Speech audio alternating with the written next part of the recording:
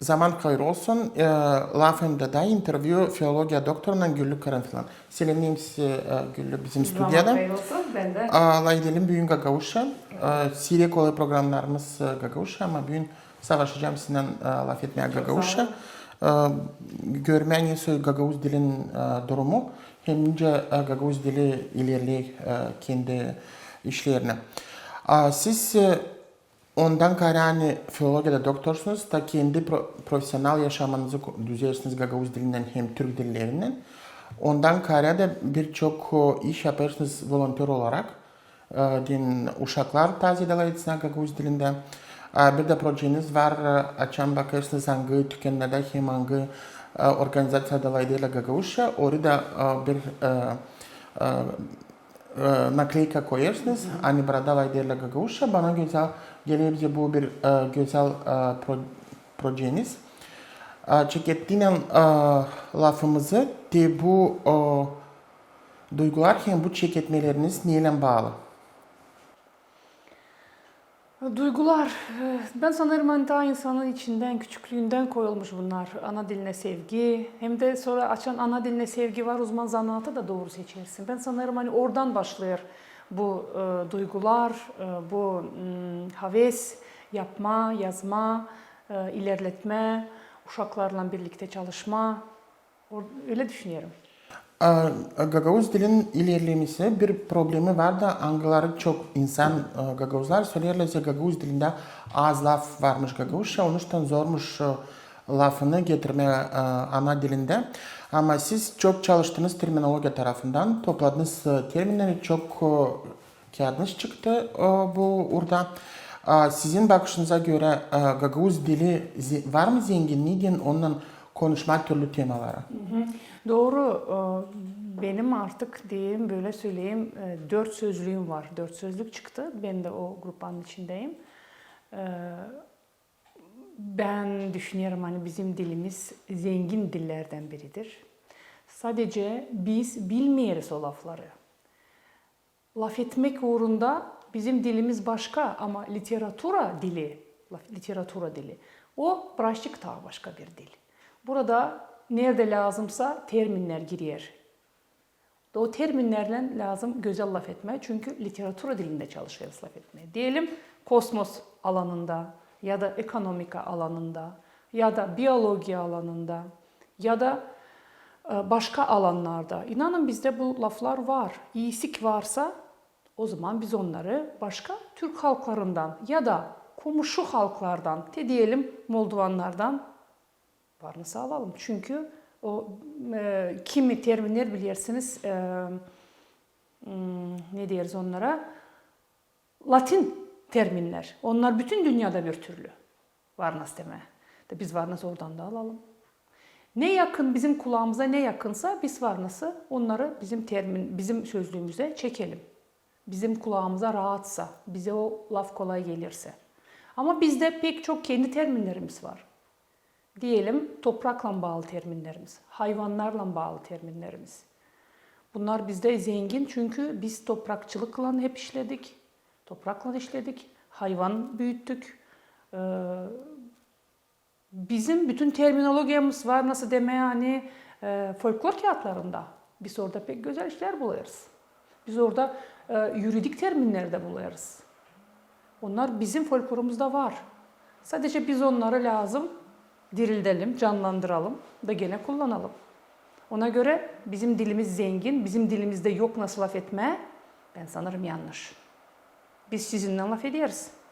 Göre dediğin Latin'in Gagavuz dilinin durumu için 10 yıl geri, 5 yıl geri hem şimdi bir şey ayrı işler oluyor ama oysa Gagavuz dili geri doğru mu gider, oysa ilerler mi kendine? Gagavuz dili ilerler, bilim gibi, bilim dalı gibi. Gagavuz dili ilerler, terminoloji zedeleniyor. Ama bunlar sadece nasıl demek kağıtta kalır. Biz bunları toplayırız, kağıtlara koyuyoruz. Ama bir problemimiz var, uşaklar laf etmiyor. Aileler laf etmiyor uşaklarla. Bu büyük problemi. Biz burada ne kadar da terminolojiyi zedeletmesek, ne kadar da biz kağıt çıkarmasak, roman yazmasak, ne kadar da anlatma ortaya koymasak, açan bizim uşaklar okumayacaklar, ya da daha beter açan bizim uşaklar laf edemeyecekler, o zaman bu işler boşuna. Ona göre bu işleri hepsini lazım birlikte yapma. Hem uşakları kaldırma, ailelerle işleme, hem de bilim uğrunda da durmama, ilerleme. Çünkü bilim uğru durarsa o zaman bir boşluk olacak, bir geri adım olacak. Ona göre hem o tarafı, hem bilim tarafı, hem uşakların üretimini lazım bir türlü ilerletmeye. Var bir problema, o diyor bir saklayış, hani gagavuzlar az okuyorlar gagavuşa. Bizde bak bir gazete var, sizin yardımıyla çıkar jurnal uşaklar için. Başka da periyodik literatürası gagavuz dilinde yok. Ana sözü gazetesi. Siz çıkarıyorsunuz bu jurnalı uşaklar için. Bir şey açtı savaşlar yapma bilgi merkezi ama onda da periyodik çıkmaları yok. Gagavuzlar da az okuyorlar gagavuşa. Bunu neyle bağlarsınız? Şimdi bütün dünya az okumaya başladı. Ben demeyeceğim hani az okumaya başladı. Gençler şimdi artık telefonlarda okuyorlar. Kompüter, internetten okuyorlar. Onlar okuyorlar. Yok nasıl deme hani okumayırlar. Ha, literatura mı okuyorlar? Artık o birazcık şüphe doğduruyor bizde. Literatürayı okuyan kişi daha az oldu. Daha çok azaldı. Ama biz kendimiz lazım örnek olalım.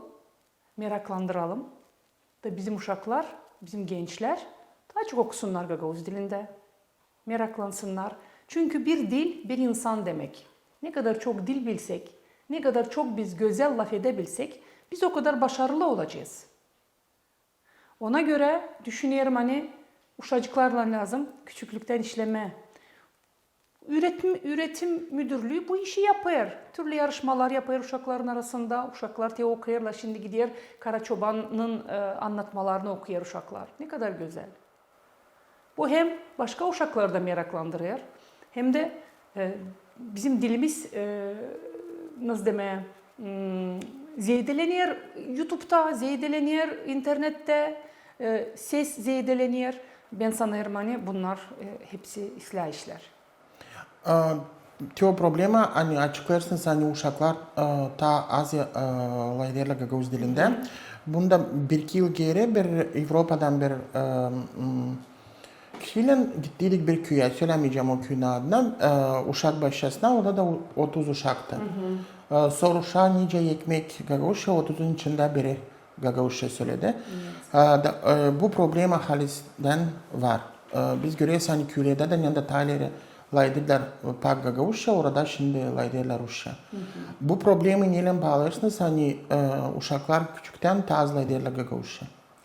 Bana da bu soru hep meraklı geldi. Ben de hep sordum analara, babalara. Görüyorum hani Rusça laf ederler, soruyorum. Niçin Gagavuzca laf etmersiniz?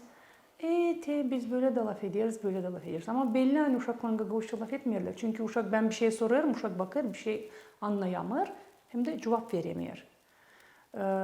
Türlü diyenler var. Biri diğer ben şimdi uşağımdan evde Gagavuzca laf etsem uşak sokağa çıksa onu kimse anlamayacak. Bakın duruma bakın ne kadar kötü bir durum. Köyde yaşayan bir aile, ana diğer ben uşakla Gagavuzca laf etsem, uşak sokağa çıksa kimseyle bu laf edemeyecek diğer. Düşünürsünüz mü? Bakın ne kadar büyük problem artık. Hani biz derdik uşak sokakta öğrenecek derdik ta ileri. Kendimizi böyle rahatladardık, yok zarar, o sokakta öğrenecek deriz. Şimdi artık uşak sokakta da öğrenemiyor. Çünkü sokakta da Gagavuzca laf eden yok. Anlarsınız mı? Biri diğer, biz belki Rusya'ya gideceğiz, uşak aksentsiz laf etsin. Nasıl var, nasıl Gagavuz laf etsin aksentsiz? Gagavuzsa bırak onun aksenti olsun. O bizim güzelliğimiz. Biz lazım kendi dilimizde aksentsiz laf edelim. Başka dilde şimdi Japon laf etse İngilizce belli etmeyecek mi hani o Japon? O belli edecek. Onun aksentinden, suratından. İnanın biz suratımızdan da Gagavuzuz. Biz belli ediyoruz kendimizi. Bizim mentalitetimiz, bizim duruşumuz, bizim her şeyimiz bizi başka halklardan ayırır. Biz değiliz Rus. Biz Rus dilinde üretsek de, Rus dilinde laf etsek de, şkolalarımız Rus dilinde olsa da biz hiç değiliz Rus. Hiç. Biz sadece o yabancı dilde öğreniyoruz. Doğru o dil bizim için yabancı. O değil bizim dilimiz. Bizim dilimiz Gagavuz dili. Ona göre biz nereye de gitsek Biz kendi kendimizi duyduracağız. Bizim güzel Gagauzca familyalarımız var. Familyanız duyduracak hani siz değilsiniz Rus. Eğer siz kendinizi Rus gibi göstermeyi isterseniz Rusların içinde. Ben sanmıyorum hani bu artık bir nasıl desem laf çıktı aklımdan.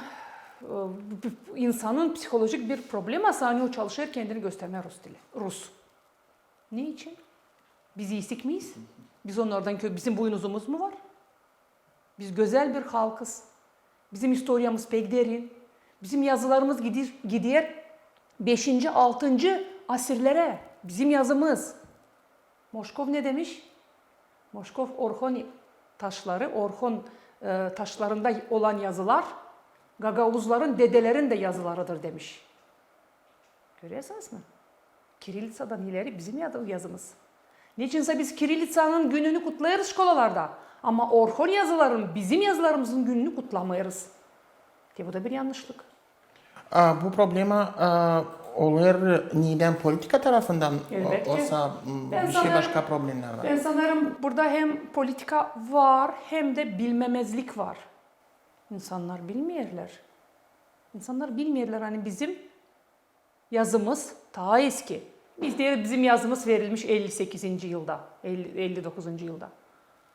Durun tarihleri Çakir nece yazardı? Hangi bukvalarla yazardı? Gagauzca yazardı. Rumun bukvalarından, eski kilise bukvalarından, Slavyan bukvalarından, tarihleri belki ileriki dedeler Orhon yazılarından yazardı. Biz hep yazardık. Biz 59'da çeketmedik yazma. 59'da bize verildi resmi Moldova'nın içinde yaşayan Gagauzlar için, daha doğrusu Sovyet Birliği'nde yaşayan Gagauzlar için resmi bukvalar, ofisyal yazı verildi bize. Ü bukvalarından, nişanlarından verildi bize yazı. Ama biz sonra ne yaptık? Latin'e geçtik. Bizim şimdi ofisyal yazımız var. Ama o demek değil ki biz 1959'a kadar yazımız yoktu. Biz hep yazardık. Nerede yaşasak da biz o devletin bukvalarından biz yazardık.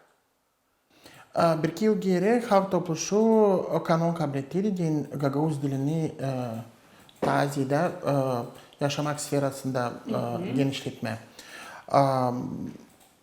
Ondan sonra bir iki yıl bundan vardı çok iyi işler ama şimdi bir iki yıllar bakayım hani sus oldu biraz bu kanunun ilerlemesi. Bilmiyorum var kendi fikirlerim neyle bu bağlı. Zira para tarafından hep bir zordu bizim devlette ama bir iki yıl bu kanun işledi. O zaman da biliriz hani okullarda hangi predmetler çekitti Gagauz dilinde getirilme. Studentlere kim öğrenirdi Gagauz dilinde onlara tabir stipendiye verilirdi. Ondan da belki stimul vardı din. Tazede insan uşak gitsin de öğrensin Gagauz dilini. Şimdi bakayım buralardan yine problemler açıldı. Kuvvetler istemiyorlar mı ilerletmeye Gagauz dilini olsa haliz mi paraları da yok. Onun için ama bütçede bileyim zirici konulduğu para 23. yıla da belki daha az dikkat kanunda yazılıydı. Ama bu harçlar bakılıydılar. Doğru mu sizin bakışınıza göre hani bu kanun o zaman kabul edildi? Hem neyle bağlı sizin bakışınıza bugünkü problemler hani o kanun öyle zor geliştirir? Ben birazcık politika insanı değilim. Bana gelir hani mutlaka doğru oldu kanunun kabul edilmesi, doğru oldu. Nasıl derler Taliga yerinden oynadı. Çok işler başladık yapma. Ortaya piyasalar çıkmaya başladı. Oyunlar başladı daha çok oynadılma. Köylerde, trupa çeketi gezme. Studentlere stipendiye çekettiler vermeye. Ama şimdi bizim uşaklar stipendiye almıyorlar. Onlar hep bize soruyorlar ne oldu, ne için vermiyorlar bize. Bilmiyorum nedir, kimdir, ne düşünüyorlar, sebebi nedir onu söyleyemeyeceğim. Çünkü doğrudan da bilmiyorum. Diğerler hani lazımmış olsun kanunda studentlere stipendiye vermeye değini lazımmış zanaatın adı olsun Gagauz dili, Gagauz literatürası. Ama bizde birazcık başka türlü var. Bizde var metodika преподавания гагаузского языка в школе. Anlıyorsunuz mu? Teo değil, Gagavuz dili adı değilmiş. Yani adı böyle olmadığı için vermirmişler. Bak böyle de işittim. Ama bizde lisensiyatta var Gagavuz dili hem Gagavuz literatürası hem de İngiliz dili hem İngiliz literatürası. Onlar GA grupamız var bizim. Onlar da almayırlar. Orada da Gagavuz dili adı var. Bilmiyorum, söyleyemeyeceğim bu işi. Sanırım hani kanun verici organlar lazım bilsinler. De bir şey yapsınlar bundan. Çünkü doğrudan da bizim uşaklar, kimi uşaklar bu stipendiya var diyeni geldiler. Öyle de var. Ne yazık hani stipendiya için gelenler de var. Üfka uşaklar var. Bugünkü güne student tanıları öğrencilerle Gagavuz dilini üniversitede azaldı olsa kaldı hep orada. Bir grupa Gagavuz dili, Gagavuzca, İngilizce bir grupamız var. Onlarla gelen yıla bitiriyerler. Yeni grupamız daha alınmadı. Ama Gagavuzca, Türkçe bir grupamız var. Onlar ilerler. Onlar da bu yıl birinci kursu bitirdiler. İkinci kursa başladılar. Ama onlar da özel bir stipendiya bunun için almayırlar ne yazık hani. Onlar da Gagavuzca, Türkçe. Gagavuz dili hem literatürası, Türk dili hem literatürası. Onlar da Gagavuz dili öğrendikleri için ne yazık hani bir stipendiya almayırlar. Onlar değil o kadar çok da. Onlar 6 kişicik. Onlara bana kalsa öbür grupa da 6 kişi. GA gelen yıla bitirecek Gagavuz İngiliz. Onlar da 6 kişi. Bu grupa da orada da 6 kişi. Bunda var mı? Görüyorsunuz bir problem hani bir iki yıldan sonra öncesinden olsun bir problem açılsın da hani öğretici okullarda yetişmeyecek Gagavuz dilinde. Ben düşünüyorum hani böyle olacak. Çünkü zaman gidiyor. Yaşlı üreticiler çıkarlar işten. Yerlerine lazım gelsin başka. Bakın 7 yıl bu grupadan önce, bu Gagavuzca İngilizce grupasından önce 7 yıl yoktu. 7 yıl student yoktu. Düşünün Gagavuz dili grupası yoktu. Şimdi oldu. Onların ardından gene 3 yıl yoktu. Gene şimdi Gagavuz Türk grupası açıldı. Ben sanırım hani biz bu kıtlığı duyacağız. Hani derdik bize biyolojiya lazım, bize fizika lazım, bize bilmem ne öğreticiler doğru onlar da lazım ama bakın Gagavuz dili kaç yıldır Gagavuz dili çıkmıyor. Magistratura çıkıyor. Magistratura neredeyse her yıl magistrantlarımız var. Neredeyse her yıl 8-10 kişi bırakıyoruz magister. Ama onlar alt lisansiyata almasalar, biz ne kadar da magistraturada onlara bilgi versek, onlar o kadar kahve üretici olmayacaklar düşünüyorum. Bu kanuna göre okullarda vardı predmetler hangileri lambda Gagavuz dilinde getirsinler. Bugünkü güne kanun şan dil birilişleri dil 2'de bundan bir şey faydası oldu mu okullarda hem uşaklar? Çeketler mi onlar da sıkla etmeye Gagavuz diline hem kullanma Gagavuz diline? O sefer daha problemler siz Üniversitede mi dersiniz? Okullarda. Okullarda tabii biliyorum hani birkaç şkolada, neredeyse 20 şkolada sana yanılmıyorumsa dual uroklar başladı. 2 dilde uroklar. Diyelim 50% Gagavuzca, 50% Rusça. 1. 4. klaslara kadar. Daha çok humanitar uroklarda. Yani bu islah bir adım. Çünkü uşaklar kolayca uroğun bir kısmından diyelim 15 minuttan sonra geçerler Gagavuz diline. İlerlediğiyle hep o urok Gagavuz dilinde. Uşakları hep aktif. Ben bir urokta oturdum Haydar'da. Pek beğendim. Uşaklar hem Rusça laf ediyorlar, cevap veriyorlar. Üretici geçince Gagavuzca'ya uşaklar tez Gagavuzca çekiderler cevap vermeye. Bu islah hem de bu prosent gittikçe artıyor. Gagavuz dilinin prosenti o urokta diyelim. Şimdi belki de 70-80'e çıktı. Daha diyelim de öyle 35 minut, 30 minut Gagavuzca, 10 minut Rusça. Bakın öyle. Onun niyeti tamam Gagavuz diline çıkarma. Kimi urokları. İlk üretimde. 1. 4. klaslarda. Kimi predmetlerde. Elbette matematika daha değil. Ama kimi predmetler de unuttum. Böyle humanitar predmetlerde onlar bu işleri yapıyorlar. İlerliyor. Bu kanuna göre lazımdı tazede çeketsinler kuvvetler dala etmeye Gagavuş'a. Bu başka iş. Bu çözülmedi bu problem. Kanun ile de kaldı bak kağıtta. Bir de başka vardı hani tükenler hem hepsici organizasyonlarda lazım olsun Gagavuşça yazılar. Gagavuşça yazılar.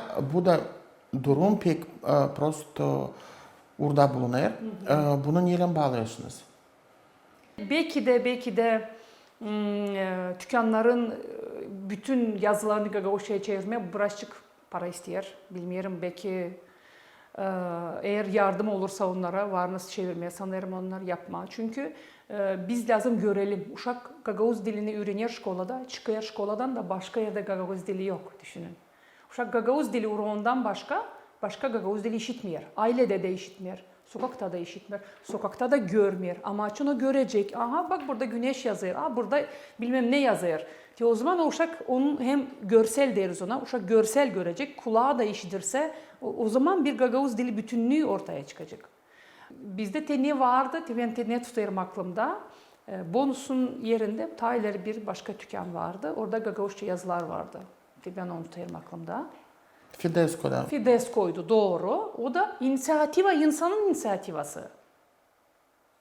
Bizim Gagavuz kızının inisiyativası. Alyona Terzi'nin inisiyativası. O oranı öyle yaptı, yazdı. Başka dil çoktan. Kaufland'da belki işittiniz Gagavuzça ses vardı. Reklama. Kız gitti. Gene inisiyativası onun. Kongazlı bir kızcağızımız. Kız orada tükenci işler derdi. Hadi biz yapalım Gagavuzça'da. Fidesko'nun müdürlüğü demiş yapalım. Kız işten gidince Gagavuz dili orada da bitti. Görüyoruz hani ne varsa hepsi inisiyativaya göre. İnsan kendi Gagavuz içinden böyle yanar insan. Diğer hadi yapayım diğer yapıyor. Yani devlet tarafından, daha doğrusu bizim kuvvetler tarafından hadi yapın, hadi yapılsın lazım diyen yok. Görüyorsunuz mu? Bu artık problemi. Ben sanırım hani bunlar lazım. Değil sadece inisiyativalı kişiler orada hadi yapalım desinler. Ama biraz devlet de, biraz bizim öndercilik de lazım. Bu temada bizi ilerletsin, desin hadi yapın. Lazım olsun, yapmanız lazım. Hiç kimse demiyor bunu. Problema burada. Siz bir proje geliştirirsiniz kendiniz tükenlere. Hem o organizasyonun yanında ideyle Gagavuş'a siz koyarsınız onlara bir nakleyka diyelim anlasınlar bizi. Hani burada ideyle Gagavuş'a. Nereden geldi bu ideye fikrinize? Ben sanırım hani Gagavuz dilinin yayılması için, daha çok kullanılması için biz lazım bunları yapalım. Çünkü biz Komrat'ta diyelim, Çadır'da, Valkaneş'te bilirsiniz orada türlü halklar yaşıyor. Moldovanlar var, Ruslar var. Rus pek yok, daha çok Moldovan var. Yani Gagavuz dilini bilmeyen kişiler var diyelim. Tabii sen gidersin dükkana bilmiyorsun hangi dilde laf edesin. İstemiyorsun karşı tarafı da küstürmeye. Çünkü bilmiyorsun bu insan Gagavuş'a biliyor mu bilmiyor mu? Ama açan kapıda olacak teble bir etiket. Bakın burada ne yazıyor? Burada Gagavuzça da laf ederler. Demeyiz hani burada Gagavuzça laf ederler. Burada Gagavuzça da laf ederler. Rusça desek здесь говорят и на Gagavuzskом. Ben bunu görürseydim ben artık bana söyleyeyim hani bana 1 kilo bilmem onu verin bana de bundan biraz çekin. O zaman olacak ben sanırım hani o insan da sanırım seyrek laf eder Gagavuzça o tükenci de. Ona da hoş olacak hani onunla Gagavuzça laf ederler. Statistikaya göre sormadınız mı o organizasyonların tükenlerine yani koydunuz bu nakleyki. Orada ondan son tazede mi kişi çeketti girmeye olsa hep öyle bilmeyiz mi böyle? Şey sormadınız. Vardır sorduğum. Edir nasıldı ta aileleri öyle de. Biz de kimileri diyor biz onsuz da Gagavuzça laf edersin. Dükkana bağlı.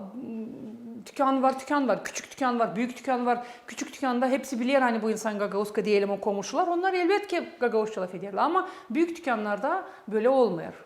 Bilmiyorsun karşındaki satıcı hangi milletten ona göre Rusça dersin. Ama bunu görünce şimdi ben çalışırım duyma karşımdaki kim Gagavuz mu değil mi onu duyunca ben de Gagavuzça laf ederim. O da bana pek büyük sevinçle Gagavuzça cevap verir, sırdır. Görür hani Gagavuzça ilerler. Ben anlarım hani böyle işe çok harç parası belki değil ama o halis de hep harç parası. Hangisini siz Kendi cebinizden alırsınız. Doğru. Bunu vardır mı kuvvetler diyelim Kültür Bakanlığı olsa, Üretim Bakanlığı size bir şey söylesinler hani yardımcı olsun bu projeye de onu daha çok maçtaba koyma. Yok ben sadece şükür edeceğim hani onlar kendi kapılarına yapıştırsınlar. Bana değil lazım bu yardım. Ben bu değil o kadar büyük para siz demişken. Ben doğrudan da yaptım 2 büyük rulon ne kadar çıktı orada? 200 mü 300 mü böyle etiketka çıktı. Birazını çadıra yolladım. Birazını da burada. Ya yer daha var, daha evde var, daha lazım gezmeye de yapıştırma. Sevinirim açan karşı taraf istiyor. Var öyle insanlar hani kabul etmeyenler, türlü insanlar var. Onlar sanırlar hani bu bizim zamanımızda korkulu bir şey. Ama okuduğuyla bu etiketi görüyoruz hani burada bir ekstremizm yok. Burada sadece bizim Gagavuz dilinin yaşaması var. Biz Gagavuzya'da yaşıyoruz. Bizim Gagavuz dilimiz yaşamasa, biz onu Gagavuzlar onu yaşatmasak, niçin biz Gagavuzya'yı kurduk? Bakın Gagavuzya, Gagavuz dilsiz dil lazım kimseye. Siz dediniz ki yani çoğu varmış o insanlar da angları korka bunu koymuşlar. Ama ziyadesine kimde bunu koyarsınız bu nakleyki? Onlar duyarlar mı gurur kendini hani onlar da Seviniyorlar var öyle yerlere verdim. Peki silah ver. Tabir ver. O bir dükkana da vereceğim. Öyleleri de oldu. Bana dil lazım diyenler de oldu. Bize dil lazım. Biz onsuz da laf ederiz diyenler oldu. Ama birkaç daha ver bana. Vereceğim ki benim orada dostum var, onun da dükkanı var, ona vereceğim. Öyleleri de oldu. O zaman insan da oradan da daha çok seviniyor. Hani bizim gibi düşünen insanlar var. Gagavuz dilinin kıymetini bilen insanlar var. Onun geleceğini düşünen insanlar var. Bari o zaman kendini duyarsın hani değilsin, yalnız değilsin. 10-15 kişi daha çoğuyuz ama birbirimizi tanımıyoruz. Siz kendi yaşamanızda çok proje geliştirirsiniz uşaklar için Gagavuz dilinde. Biri ondan jurnal anısını çıkarırsınız.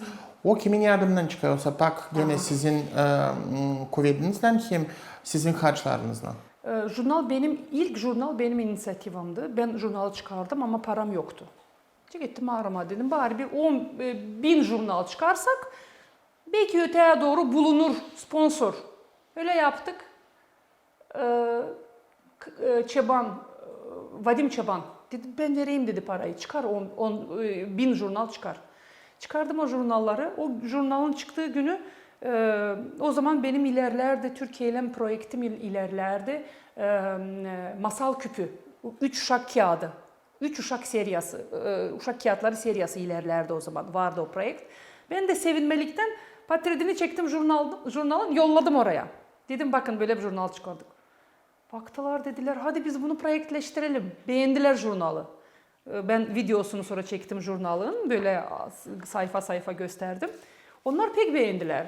Hadi dedi biz ne kadar çıkarmayı düşünüyorsunuz? Dedim 1500 çıkarsak kıt kanaat para yok. 1500 çıkarsak gene şükür. Hadi diye de biz de verelim de siz o zaman 3000 çıkarın. Ya hadi yapalım öyle. Sonra onlar kaylılık verdi. Projekt yaptık. Buradan da işe koşuldu fond, Gagavuz Dilini Kurtarma Fondu. Elbette ki o fondun, o halk topluluğunun deputatları oturana kadar, o bütçeti bağlayana kadar yarım yıl geçerdi, 8 ay geçerdi, oradan para gelmezdi. Zar zor oradan buradan bu jurnal de 10. numaraya yetiştik. 10. numaraya yetiştik de şimdi 10. numara artık dizaynerden lazım gelsin bana. Ama daha para gelmedi. Bu yıl yurt dışı Türkler akraba topluluklar söyleyeyim ben yardımcı oluyor bize bu projekte. Nasıl da kağıtların projektinde, 3 kağıt projektinde. Yurt dışı Türkler akraba toplulukların yardımından çıkıyor bu jurnal. Hem de bizim fondun yardımından çıkıyor bu jurnal. 3000 jurnal çıkıyor her kere. Ama bu yıl bilirsiniz büyük bela Türkiye'de oldu. Da bu yıl dediler hiç bari yarım yıl biz size bir şey veremeyeceğiz. Savaşın kendinizi tutma. Biz de öyle yaparız.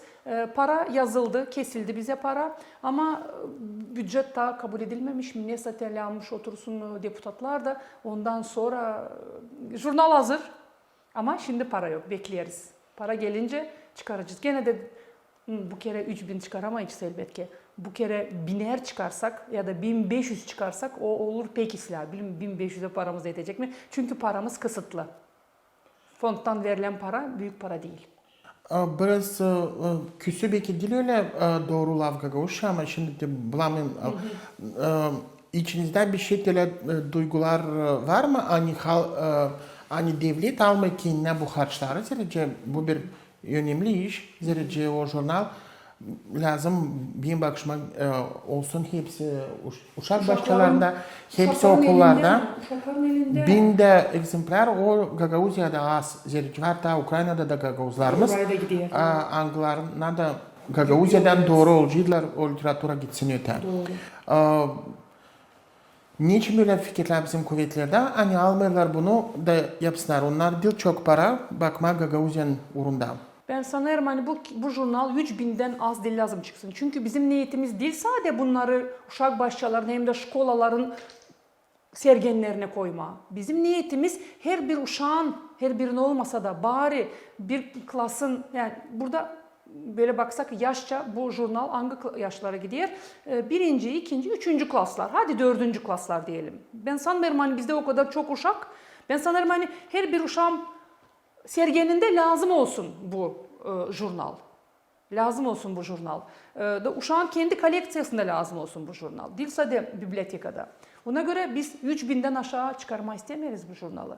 Ama şimdi gördünüz Türkiye'de bu bela, onlar biraz çekildiler geri. Yarım yıl dediler biz size yardım edemeyeceğiz. Yarım yıldan sonra belli olacak. Onlar her zaman bize yardım ederler. Ama artık fondun da ayırdığı para, Türkiye ile bir yerde olsaydı fondun ayırdığı para o olacaktı 3000. Ama şimdi 3000 çıkaramayız. Onlar da ekleyemeyermişler. Fon tekrar bu kadar yazıldı, artık bu kadar planlandı, ondan ziyade veremeyiz diyorlar. Ona göre biz şimdi bu yıl çıkacağız birazcık daha az sayıyla. Siz türlü projeler geliştirirsiniz.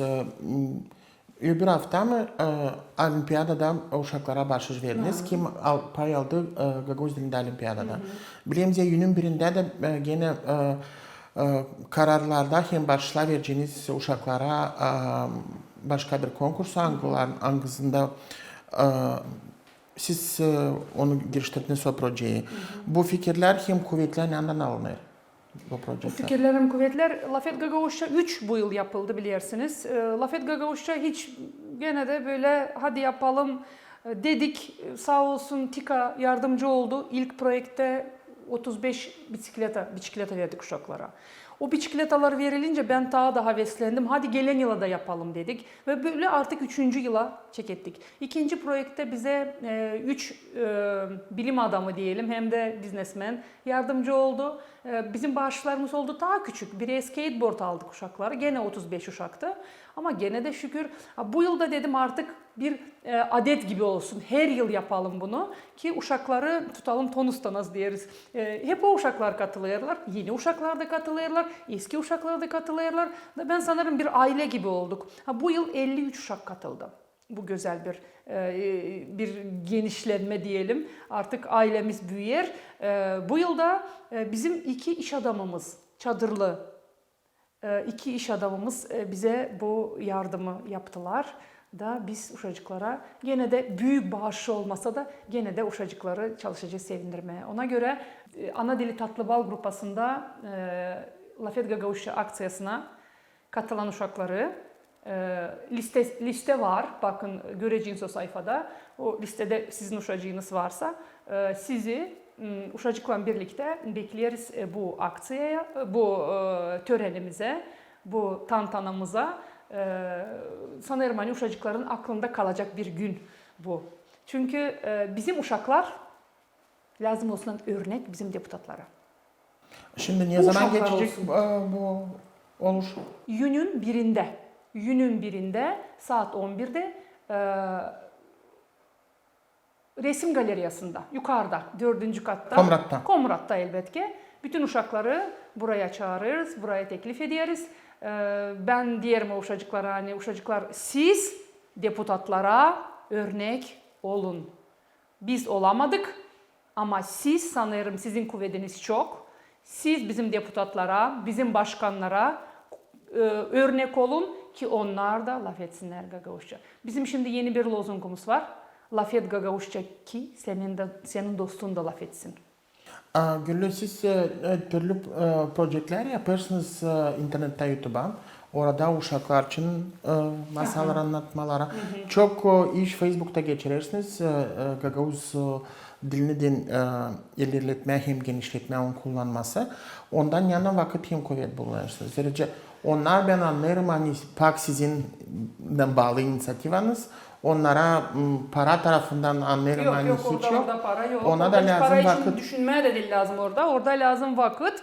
İnanın ki doçentlik için dokümentleri ne lazım onları toplamaya vakit kalmır. Onu kenara koyarım. Ama küçük uşacıklarla bu uşacıklara dili vermeye pek önemli. Benim docentliğimden uşaklara ana dili sevgiyi beslemeye ben sanırım daha önemli. Onun için ben bunları ön plana koyarım. Ön planda bunlar duruyor. Benimle bağlı, sadece benimle bağlı olan şeyler onlar sonradan dizili. Başladığın interviewumuzu sizin duygularınıza göre Gagavuz dili var mı, nasıl ilerlesin? Oysa olacak hep böyle durumda. Baktığın doğru bakışa da hem o situasyon hangisi bugün var? Gagavuz dili doğrudan da bir dil olacak, laf edilen bir dil olacak, yaşayan bir dil olacak. O zaman ne zaman başkan toplantılarını yapacak Gagavuz dilinde? Ne zaman halk topluşu bütün toplantılarını yapacak Gagavuz dilinde? Ne zaman biz 1. 4. klasa kadar üretimi geçireceğiz Gagavuz diline? Açan bizim uşak başçalarımızda sadece Gagavuzca laf edilecek. O zaman biz kendi dilimizi koruyacağız da bizim böyle problemimiz, derdimiz olmayacak. Hani bizim dilimiz ölüyor. Bunları biz yapmasak, 4-5 şey saydım ben. Biz onları yapmasak, onlardan biri eksik olsa bu iş gitmeyecek. Bu 4-5 punkt birlikte işlese biz o zaman dilimizi koruyacağız. Bakın bize yabancı dil lazım sadece yabancılığa çıkınca. Bize lazım bizim ana dilimiz. Biz ana dilimizi yaşatmalıyız. Çünkü dedeler asirler boyu bize bu dili vermişler. Biz onu kabul ettik ama şimdi biz neçinse dilimizi uşaklara veremeyiz. Bu çok acı hem de güç. Sanırım hani bugünkü bizim interviewumuzu kuvvetler de görecekler de belki bu adımları çeketçiler yapmadı. Gagavuz dili 1-2 yıldan sonra UNESCO'nun listesinden çıkacak hani bir kaybeden dil. Çok sağ olun hani bugün oldunuz bizim stüdyoda layıktık Gagavuz dili için. Bizim misafirimiz de bugün Güllü Karanfil, filologiyada doktor. Kalın lafım deylan.